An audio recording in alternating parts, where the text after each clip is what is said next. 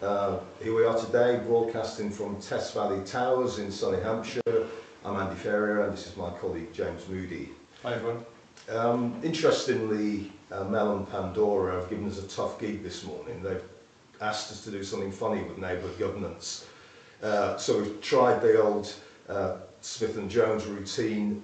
Neither of us is a Cockney, so I didn't work. He's a Brummie, I'm from Yorkshire. So the best we could do was to make James look like Ronnie Corbett. And here we are in the Ronnie Corbett chair today. Now, if you are over 50, you'll get that joke. If you're not, you're going to have to YouTube it. So we'll leave that there. So, Neighbourhood Governance.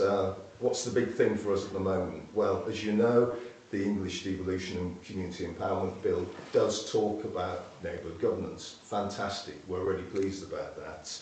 And it says in the notes that it aims to empower communities to have a voice in decisions, developing a neighbourhood-based approach which will provide opportunities to organise public services to meet local needs better. Fantastic. What's not to like about that? Well, we think there are some concerns and worries that people need to reflect on. Mainly the idea of people like us, boring bureaucrats like James and me, designing neighbourhood governance before you've worked with communities and really reflected on what good has looked like in experiences of people like James over many years. So what I wanted to do to start with was just to get James to reflect on some of the things that he thinks that actually enable good neighbourhood governance from his experiences. James. Cheers, thank you. Well, I mean, I think for me, it goes back to the roots of what's good community development, actually. I mean, we get obsessed by structures and what structures are going to work at what level. But actually, you know, if you've done community development work and you're in a place and you're engaging with people, actually, we all know, doesn't it? It's about what the vibe is, the feel is in the room, about how you get stuff done. And I think that translates into how you kind of work with partners as well. So in Andover here in Test Valley, we've just had £1 million worth of investment and expansion to our community health hub, which is helping to improve health at a neighbourhood level, but it's also improving economic development within the town centre as well. But I think what's really interesting is, yes, we got the thing, but how we got the thing is because actually of the relationships that we developed over a long period of time. So in that space, it wasn't about organisations, health organisations ourselves, about what are you going to do? No, what are you going to do? Actually, it was talking and understanding what the challenges and the problems were and what we wanted to achieve, so having a clear clarity of purpose. But then actually creating a space where we talked about what could we do together? How would we de-risk it for people? How would we feel comfortable in each other's company to make stuff happen? And really investing at those relationships at a very granular level. You fast forward that on and go through it, and actually what you start to see is people get really creative in that space because the trust is built. Or we could do a bit of this. Actually, we could use our resources differently there. We didn't generate £1 million worth of new money. We used £1 million worth of money that was in the system differently already. And what that's translating to now is a hub in the heart of a shopping centre that is delivering over 14,000 appointments to people that were never existed before in Andover.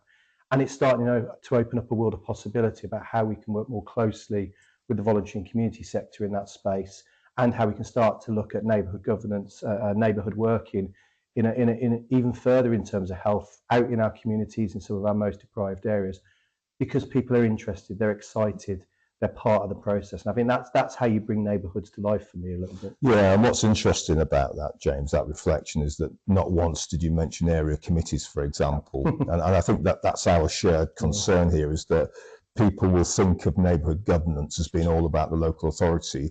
Local authority draws a whole load of lines or maps, doesn't equate at all to that kind of community.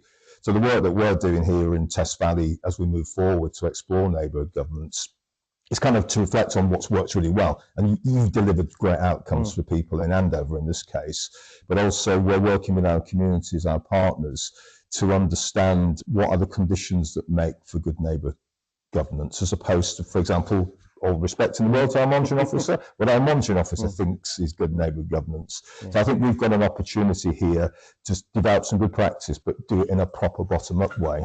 I mean, I would say governance is an enabling tool.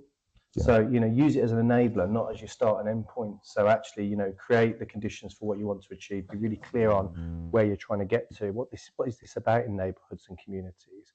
And your governance underpins and enables it to be done safely and done well.